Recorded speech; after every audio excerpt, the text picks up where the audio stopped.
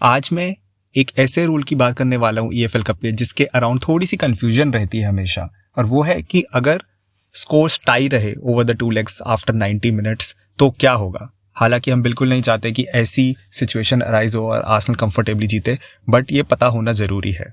तो अगर चेल्सी ने आर्सेनल से एक गोल ज़्यादा मारा एंड ऑफ 90 मिनट्स, क्योंकि वो एक गोल के डेफिसिट्स पे आ रहे हैं फर्स्ट लेग से, तो स्कोर ओवरऑल टाई हो जाएंगे, मतलब कि इक्वल हो जाएंगे। इस केस में एक कंफ्यूजन ये रहती है कि क्या मैच एक्स्ट्रा टाइम में जाएगा या फिर पेनल्टीज होंगी। तो इसका जवाब है कि 90 मिनट्स के बाद पेनल्टीज होंगे। ये बताना इसलिए ज़रूरी है क्योंकि मैं कुछ इन्फॉर्मेशन देख रहा था जहाँ पे लोग कह रहे थे कि अगर 90 मिनट्स पे इक्वल रहता है टाई तो उसके बाद अवे गोल रूल्स एक्टिवेट हो जाता है। ऐसा बिल्कुल नहीं है। 90 मिनट्स के एंड पे irrespective of away goals penalties होंगी, और ये हम देख चुके हैं पिछली बार 2018-19 के सीज़न में जब इंसिडेंटली चेल्सी ही इन्वॉल्व थी।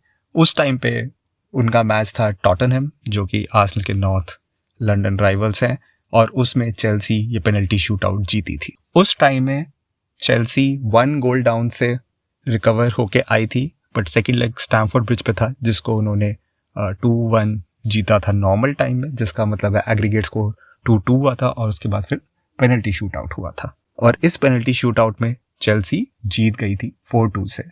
हालांकि फुटबॉल इतना तेज इवॉल्व करता है कि उस टाइम की चेल्सी टीम और चेल्सी मैनेजर में से अब कोई भी चेल्सी से एसोसिएटेड नहीं है। चेल्सी के मैनेजर उस टाइम पे थे मॉरिजियो सारी, जो अब नहीं हैं, और अगर आप उस टाइप की टीम देखेंगे वो थी Olivier Giroud as a striker, Eden Hazard as a left winger, Pedro right winger, Ross Barkley centre mid में थे, कांटे के पीछे जॉर्गिनियो, लेफ्ट पे थे एमर्सन, डिफेंस में सेंटर में डिफेंस में थे लुइस और रूडिगर, और राइट में थे एस्पिलिक्वेटा।